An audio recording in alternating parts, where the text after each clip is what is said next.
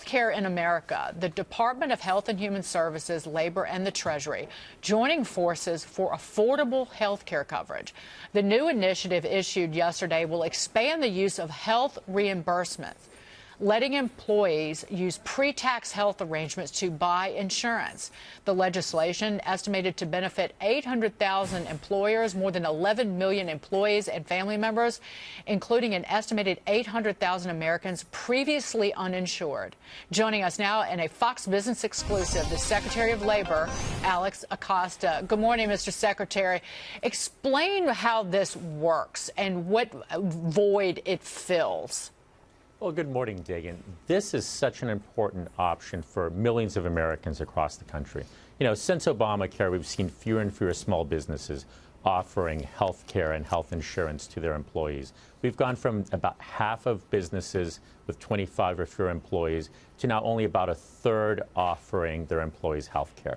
And so with health reimbursement arrangements, what employers can do is simply put money in an account for their employees, and then allow their employees, this is pre-tax dollars, allow their employees to take these funds and purchase insurance. It is more choice. The employees can choose whatever insurance they believe is appropriate. And, as importantly, more portability, because when an employee goes from one business to another, they can keep their insurance because, in essence, they are paying for it themselves through employer money.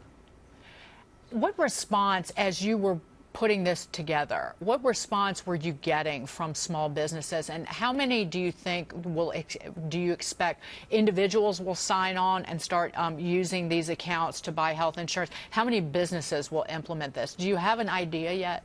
We got a very positive response. We're estimating that almost 800,000 small businesses around the country will implement this. You know, businesses want to support their employees. We have such a thriving economy that businesses understand that they need to offer their employees benefits. But it's gotten so complicated and so difficult to offer group health insurance. This allows those small businesses, those that have 10 employees, 15 employees, to tell their employees, look, we're going to put pre-tax dollars in an account meant for you. You control the dollars, you control the account, and you go out there and you buy the insurance that's right for you and for your family.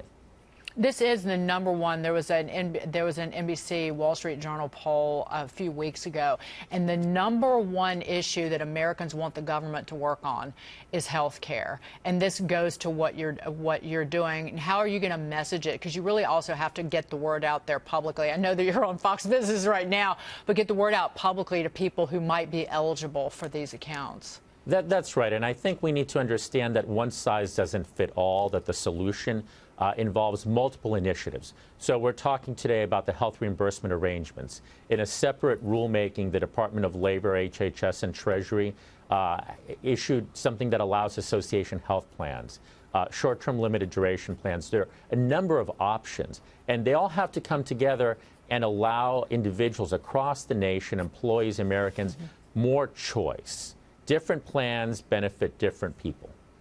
I want to turn to jobs in America. Former CKE restaurant CEO Andy Puzder, he was up for a job in the administration at one point, publishing an op-ed in the Wall Street Journal today titled this, "Faster Growth is Paying Off for Low-Skilled Workers." And he writes, no matter how you measure income inequality, the most effective way to reduce it is through policies that encourage job-creating, wage-increasing economic growth, unlike government redistribution. Economic growth creates the competition for employees that lift working-class wages, and that is what is going on today. The question for you, Mr. Secretary, is how do you keep it up? Because, again, people their wages are rising the most in lower paying industries, and this is without a $15 mandated minimum wage.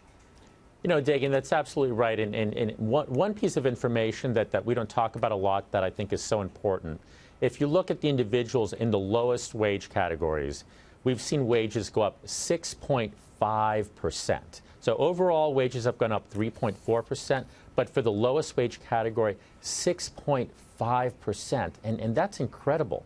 And so this is because of tax cuts, and then deregulation came in, and deregulation spurred the market and told businesses we're going to make it easier for you. And something that I think is so important to keep this going is USMCA. You know, Congress is going to be considering that trade agreement this summer, and we need Congress to pass that trade agreement between the United States and Mexico so we can keep this economy thriving and humming and growing, because ultimately it's about jobs, and even more jobs. Mrs. Secretary, good to see you. Thank you so much for being here this morning. Alex Acosta, the Secretary of Labor. We'll see you soon. Take care.